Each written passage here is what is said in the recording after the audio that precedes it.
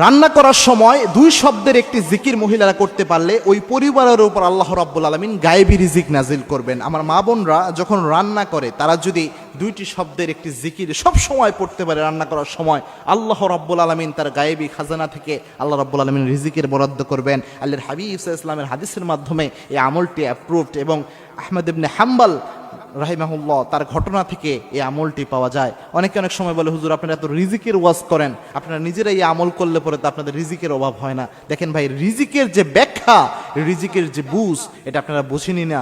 রিজিকের সর্বনিম্ন স্তরকে বলা হয় টাকা পয়সাকে রিজিকের সর্বনিম্ন স্তর বলা হয়। রিজিকের সর্বোচ্চ স্তর হচ্ছে আপনার সুস্বাস্থ্য, আপনার যে সুসন্তান, নেককার স্ত্রী, এই সবই রিজিকের অন্তর্ভুক্ত। আপনি সুস্থ রয়েছেন যে, এটাও একটা রিজিক। সুতরাং শুধু টাকা পয়সাকে রিজিকের স্তর মনে করেন না, বরং money is the lowest stage of risk. রিস্কের সর্বনিম্ন স্টেজ হচ্ছে এই টাকা পয়সা।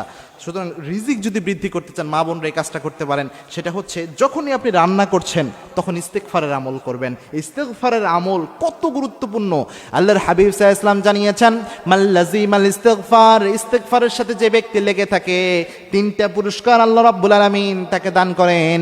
তার মধ্যে একটা পুরস্কার হচ্ছে ওয়ারযুকুহু হাইসু লা ইয়াহতাসিব, এমন জায়গা থেকে আল্লাহ রিজিক দেয় যা সে কল্পনাও করে নাই। কিন্তু রান্না করার সময় কেন ইস্তেগফার করতে হবে, এটা আমাদের চিন্তা আসতে পারে।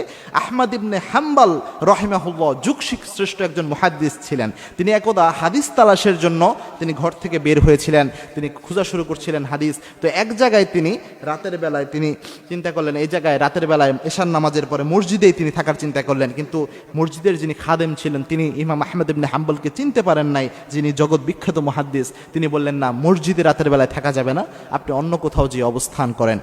ইমাম আহমদ ইবনে হাম্বল তিনি চিন্তা করলেন, গভীর রাত কোথায় যে অবস্থান নেওয়া যায়। তিনি লক্ষ্য করলেন একজন যুবক